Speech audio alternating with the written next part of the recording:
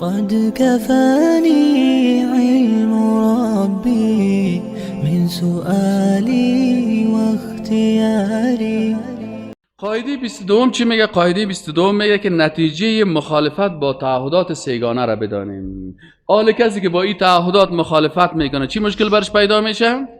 شکستن تعهد اول. هرگاه کسی تعهد اول خود که تخصیص عبادت به خالق یکتا باشد بشکند، این انسان کدام یکی از عبادات قلبی، زبانی، بدنی و مالی را به مخلوق انجام دهد، به شرک در عبادت مبتلا میگردد. به چی مبتلا میشه؟ به شرک در عبادت مبتلا میشه. پس اگر کسی یک عبادت به غیر الله بکنه، این شرک در عبادت است و الله متعال میگه که هم آیات ما و شما خواندیم که لئن اشرکت لیحبطن عملک.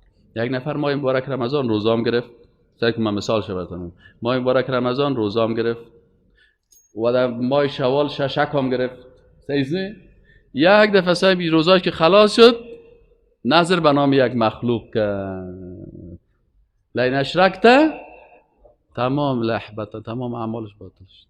چقدر سخت است شرک. این شرک در عبادت میگن. شکستاندن تعهد دوم چطور است؟ هرگاه کسی تعهد دوم خود که قبولی و تطبیق شریعت الهی می باشد نقض نماید و این انسان کدام قانون ده مانند قوانین مردم سالاری مثل کمونیسم، نشنالیسم، مارکسیسم، سیکولاریسم، فاشیسم و غیره و یا هم قوانین پدرسالاری مثل رواج پرستی، فرهنگ پرستی، عنعنه پرستی و غیره را قبول و تطبیق نماید، به شرک در تشریع مبتلا شده است. این شرک در چی میگن؟ در تشریع. یکی شرک در عبادت است، یکی شرک در چی است؟ در شریعت است. این حال بسیاری کسان مثلا کمونیستا را چرا میگفتن یا کافر هستن؟ به خاطر از اینکه شرک در چی آورده بودن؟ در شریعت. میگفتن نه قرآن کس نظام اقتصادیش خوبش نیست، ما نظام اقتصادی سوسیالیستی رو میپذیریم. کاپیتالیستا چرا کافر میشن؟ و میگه ما نظام اقتصادی کاپیتالیستی رو قبول داریم، خوبتر است نسبت به اقتصاد اسلامی. یعنی شریعت الله شایسته نیست. میگه قدیم بود کهنه شده، پس به می گپ خود یا کافر میشن.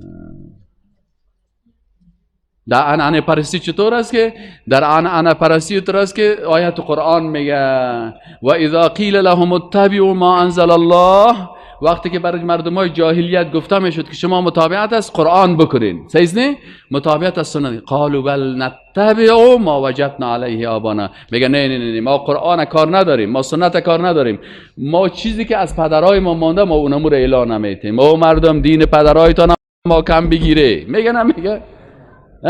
رواج پدرایتان ما کم بگیرین. این قرآن سنت میگه. از این خاطر الله میگه در قرآن عظیم شان همین مسئله عنعنه را فهمیدین؟ عنعنه چه قسم است؟ مردم جاهلیت که کافر میشدن علتش چی بود که میگه ما رواجهای پدرای خود ترک نمیکنیم. الله در قرآن میگه و اذا قیل لهم اتبعوا ما انزل الله، وقتی که برشان گفته میشد که متابعت از ما انزل الله بکنین از قرآن و سنت، میگه بل نتبع ما وجدنا علیه آباءنا. در آیت دیگه میگه بل نتبع ما الفینا علیه آباءنا اولو کان آباهم. الله میگه آیا پدرای از یا اولو کان آباهم لا یعقلون شیئا ولا یهتدون، یا عقل نداشتن، کافر بودن، هدایت نشده بودن، چرا شما رواجهای از اونها را پیروی میکنین؟ رواجهایی که مخالف شریعت باشه، مخالف قرآن باشه، مخالف سنت باشه.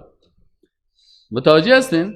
حالا بسیاری وقتا مثلا یک بعض کارا مثلا دمونک پختانه دمونک پلارونه ډیر خلک دي کله چې مونږ ورته وایو چې راځه قرآن کوي دلته پښتو کوو.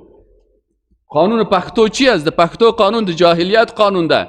د قانون پښتو کې قصاص نسته، بد ده، درې لورګانې ورکه، درې خویندې ورکه، قصاص نسته. قرآن وایي وقف القصاص حیات یا اول الالباب. این حال اینجا چی است؟ این قانون جاهلیت است. اون میگه نه بد باید باشه. در قانون جاهلیت که از دختر خدا میفروشه، میگه دخترم از 3 لک قیمتش است، 4 لک قیمتش است. در شریعت الهی کی اوتر است؟ فهمیدین یا نه؟ پس اینال اینی آیت قرآن صراحتا همین مسئله را میگه. اینال شکستاندن تعهد دومی چی است؟ که یا توسط قوانین خارجی و یا هم توسط قوانین قوم پرستی قومی. حالا بسیاری وقتا فارسی زبان ها که هستن چه وقت کافر میشن؟ میگن اوه من عبدالله نام نمیمانم، نام پدرای خودم میمانم، کیکاووس، تایتاووس. این نام های مجوسی ها را خوش دارن. همین صدام حسین که کافر بود، چرا کافر بود؟ او میگفت نه، ما این قرآن ما را عرب ها، ما اصل پیش از اسلام که بودیم عرب های قوی بودیم، نامای بچه خدا قصی و عدی مانده بود. قصی و عدی میگه فی نامای عصر جاهلیت است، من عبدالله و عبدالرحمن خوش ندارم. این کافرها که باز پسان بردن بادارایشان که باز چپشان کرد، باز کلمه میخوانه دواده تیاره که در بگیره خو کلگی فرعون هم په دواده جان کندن گفت که چی هست؟ آمن تو ایمان آوردیم. اینا از این خاطر باز مردم احساساتی سوی میگه صدام شهید. صدام پخته کافر بود. قذافی ما در لیبیا بودیم، نفرای قذافی انت آمد یک تا عسکرش مرا دیش داشت، مرا میگه این چتلی چی از روی تو؟ ما هذا الوسخ فی وجهک. ریش حرام کرده بود قذافی. حالا که بسیاری کسا میگه قذافی سا بسیار خوب آدم بود، لوده هستن نموتو. دکتر نجیب معسلی نه به خاطر این دلایلیه، معسل که نماز میخوان میبردش گردنش مشکستان، به خاطر نماز میکشت معسلا. حالا باز میگن شهید دکتر نجیب. بسیاری مردم است لوده است، تاریخ هم نمیفهمه. از این ریش سفیدا پرسان کنین بگن وقت نجیب زنده بود یا از ریش سفید کمونیست پرسان نکنین که باز بعضی ریش سفیدا کمونیست است و خودش او باز دروغ میگن. از ریش سفید مجاهد پرسان کنین وقت کارمل چطور بود؟ قرآن زیر لغت خود میکردن همین کمونیستا. ما خودمون با چشم خود دیده بودیم قرآن توهین میکرد. یک استاد داشتیم ما صرف نو بودیم، هیچ نمیفهمیدیم که اخوانی بگه پا چی معنا میده، ما نمیفهمیدیم. میامد صرف میگفت که تا وقتی که کتابای ورقای زرد گم نشه افغانستان جور نمیشه. ما ایران این ورقای زرد چطور است؟ دیگه روز دیم قرآن شریف ورقای زرد است. باور کن از صنف ما. هرگاه کسی تعهد سوم را که عبادت و اطاعت به طریق رسول الله صلی الله علیه و سلم می باشد بشکند و از طریقه ها و روش هایی که به اساس تأثیر از نصرانیان، هندوها، مجوسی ها، مردمان عصر جاهلیت قبل از اسلام و غیره می باشد پیروی کند، این شخص به بدعت های خطرناک مبتلا می گردد. یعنی تعهد سوم که شکستانی به چی مبتلا میشی؟ به بدعت.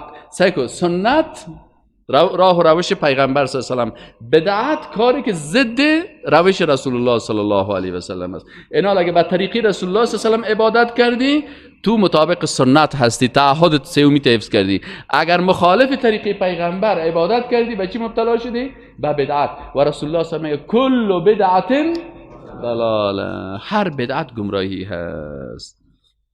السلام علیکم و رحمت الله و برکاته. از مرگ خود بترس که تنها روی بگور، با منکر و نکیر جوابت دادنیست. چون حضرت رسول خدا در جهان نمان، چون حضرت رسول خدا در جهان نمان، کس را چی اعتبار که بنابود بودنیست. از گوش خیش مشنوی که آن فلان نمان، در گوش دیگران خبرت هم رسیدنی.